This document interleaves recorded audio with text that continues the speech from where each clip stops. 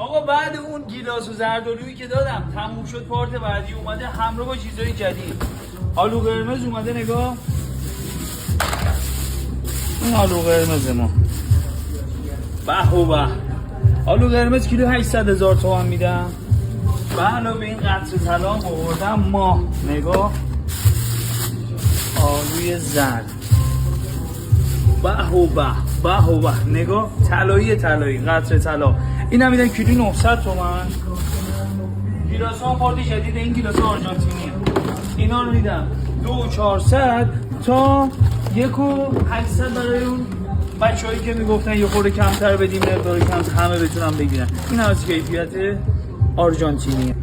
پس گیلاسا تو دو تا قیمت دیگه، چون بتونن همه دیگه بخرن. خیلی انتقاد داشتیم راجع به قیمت گیلاسا. بابا پول ما بی ارزش شده. گیلاسا از اون کشور وارد میشه، ساقش وقتی سبزه و سردخونه‌ای نمیتونه باشه. این چجوری میتونه با این ساق سردخونه‌ای باشه؟ چون وارداتیه یه خورده قیمتش بالا، پول ما بی ارزشه. شلیلا رو داداش بگی. نه مثلا یه شلیلا ما با این کیفیت، شلیلا رو ما میدیم کیلو 100. با این مثلا زردآلومون با این کیفیته، مثل سر فصل اول فصل چه نوبرونه میاد برای ما. زردآلو با این کیفیته. زردآلو ما میدیم 1,400. پشن فروده رو نگاه. اونایی که ما داشتیم پشن فرود، اینا پشن فروده.